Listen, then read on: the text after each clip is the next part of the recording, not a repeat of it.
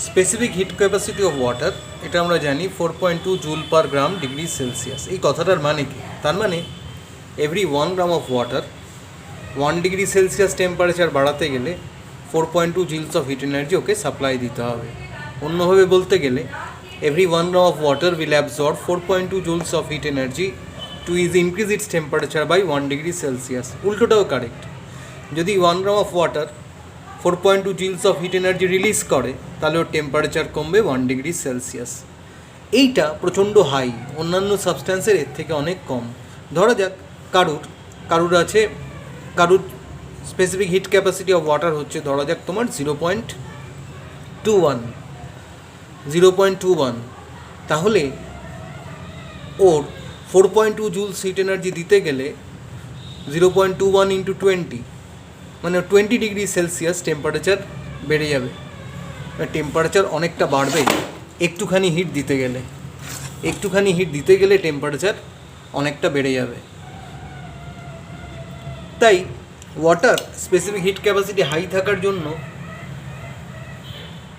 ওর অনেকটা হিট দেবে, আবার টেম্পারেচারও খুব একটা ড্রপ করবে না, বা উল্টোটাও কারেক্ট, অনেকটা হিট অ্যাবজর্ব করবে, টেম্পারেচার খুব একটা রাইজ করবে না অন্য সাবস্ট্যান্সের তুলনায়। তাই এটাকে তুমি অনেকক্ষণ ব্যবহার করতে পারবে।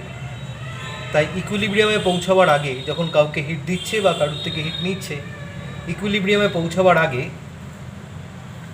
ও অনেকটা হিট অ্যাবজর্ব বা রিলিজ করতে পারে, এবং সেটা অন্যের থেকে বেশি।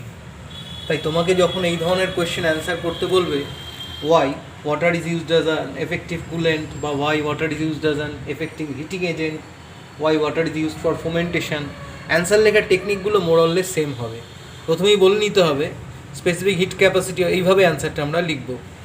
Specific heat capacity of water is very high, that means 4.2 joule per gram degree Celsius. That means যদি হিটিং এজেন্ট হয় তাহলে হিট দিচ্ছে, মানে ফোমেন্টেশন পারপাস। হিট দেওয়া মানে কি? হিট আমাদেরকে রিলিজ করা। তখন বলতে হবে যে every 1 gram of water will release 4.2 joules of heat energy for a decrease of only 1 degree Celsius. So before reaching equilibrium, it will supply a greater quantum of heat energy as compared to any other substance and can be used for a prolonged period of time before it reaches thermal equilibrium. এইভাবে আমাদের টোনটা লিখতে হবে। যদি বলে why it is used for fermentation,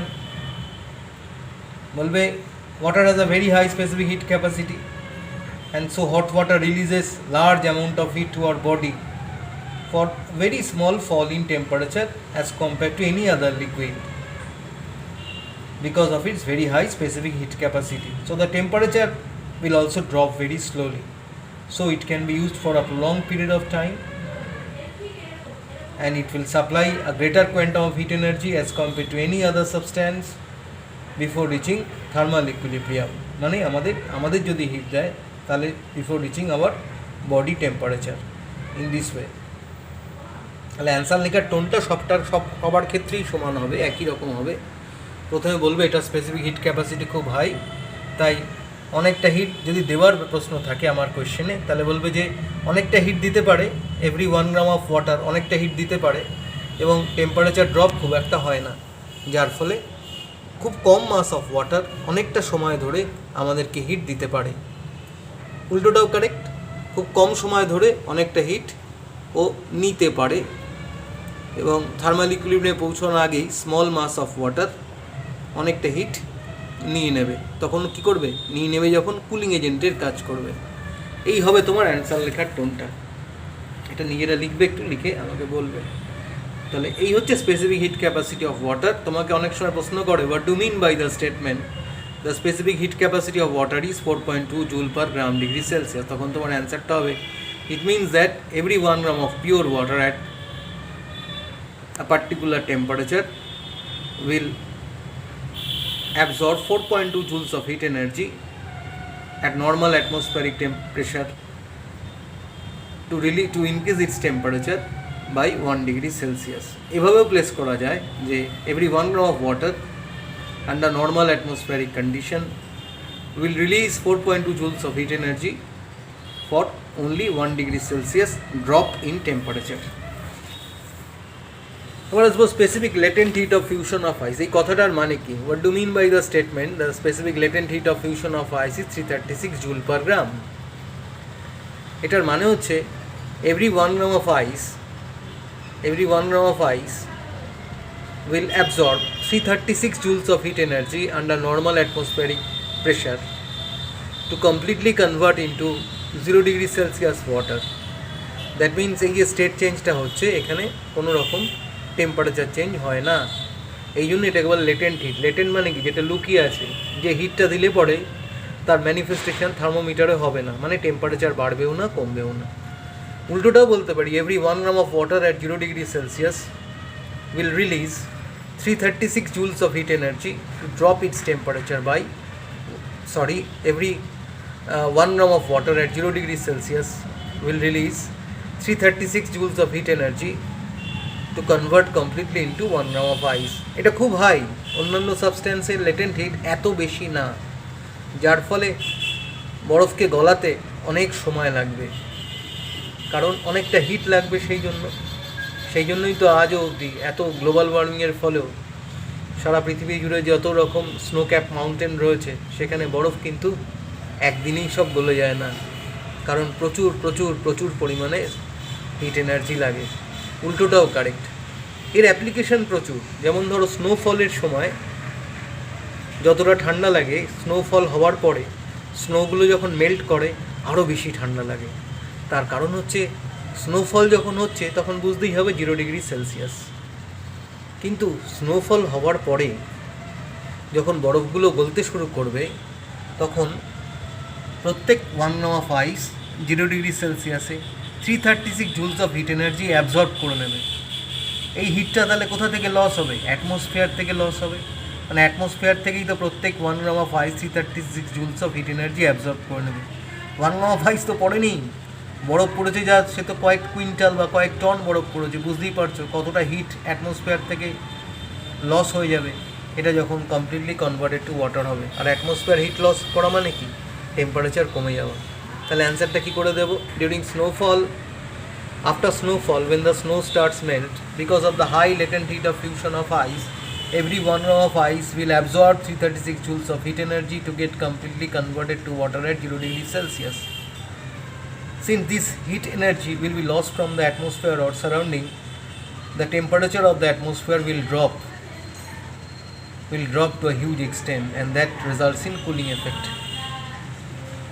ঠিক তেমন latent heat of vaporisation of water হচ্ছে প্রচণ্ড হাই। দেখো কোথায় 336, কোথায় 2268 জুল পার গ্রাম। তার মানে কি? ইট means that every 1 gram of water at 100 degrees Celsius will absorb 2268 joules of heat energy to get completely converted into steam at 100 degrees Celsius. মানে প্রত্যেক 1 gram ওয়াটার 100 ডিগ্রি সেলসিয়াসে, তাকে 100 ডিগ্রি সেলসিয়াস স্টিমে কনভার্ট করাতে গেলে 2268 joule, সেটা ভীষণ ভীষণ high, অন্য যে কোনো সাবস্ট্যান্সের থেকে হাই, এতটা হিট লাগবে। উল্টোটাও কারেক্ট, প্রত্যেক 100 degree Celsius steam at 100 degree Celsius, সেটা কিন্তু প্রত্যেক 1 gram of steam at 100 degree Celsius 2268 joules of heat energy release করে দেবে, লিবারেট করে দেবে, করে 100 gram অফ ওয়াটারে কনভার্টেড হবে। এবং এই কারণেই কারুর যদি burning caused by steam will have a serious effect. Burning caused by steam will have a serious effect as caused by burning as the burning produced by 100 degree Celsius water. 100 degree Celsius steam আর 100 degree Celsius boiling water দুটোতে পড়লে দুরকম effect হবে। 100 degree Celsius steam ভয়ঙ্কর, স্টিমে পড়ে যাওয়াটা ভয়ঙ্কর। কারণ হচ্ছে প্রথমে 100 ডিগ্রি সেলসিয়াস স্টিম বডি টেম্পারেচারে আসার আগে ও 100 degree Celsius steam heat liberate করে 100 ডিগ্রি সেলসিয়াস ওয়াটারে আসবে। ও লেটেন্ট হিট অফ ভেপোরাইজেশন কত? 2268 জুল পার গ্রাম। মানে প্রত্যেক 1 gram অফ স্টিম 100 ডিগ্রি সেলসিয়াসে 2268 joules of heat energy liberate করবে। তাহলে এই হিটটা প্রথমে একটা প্রচণ্ড বার্নিং এফেক্ট ক্রিয়েট করবে, তারপর 100 degree Celsius steam 100 degree Celsius ওয়াটারে কনভার্ট করবে। 2268 জুলস প্রত্যেক গ্রাম রিলিজ করার পরে তারপর আমাদের বডি টেম্পারেচারে পৌঁছানোর সময়, আমাদের বডি টেম্পারেচার যদি 30 ডিগ্রি হয়, তাহলে 100 ডিগ্রি সেলসিয়াস ওয়াটারের স্পেসিফিক হিট ক্যাপাসিটিও খুব হাই, তখন 1 গ্রাম অফ ওয়াটার কতটা হিট এনার্জি লিবারেট করবে? 1 into specific heat capacity of water into change in temperature. Change in temperature কত? 100 থেকে 30-তে এসছে, আমাদের বডি টেম্পারেচার 30-70, তাহলে এতটা হিট লিবারেট করবে। যদি শুধু ওয়াটার নিতে তাহলে এই পার্টটা আসতো না, বয়লিং ওয়াটার নিলে পরে শুধু এইটুকু আসতো। যেহেতু স্টিম নিয়েছো, এই লেটেন্ট হিট অফ ভেপোরাইজেশন যেটা ওটা রিলিজ করবে, সেই লেটেন্ট হিট অফ ভেপোরাইজেশন যেটা বেরোবে প্রত্যেক 1 গ্রামে 2268 জুল, 5 গ্রামের 5 ইন্টু 2268 জুল, 10 গ্রামের 10 ইন্টু 2268 জুল, এতটা এনার্জি প্রথমে একটা বার্নিং এফেক্ট, প্রচণ্ড পেইনফুল এফেক্ট ক্রিয়েট করবে। তারপর it will produce the same effect of water at 100 degree Celsius. That is the reason যে severe burn caused by steam at 100 degrees Celsius is more and more severe and serious than boiling water at 100 degrees Celsius.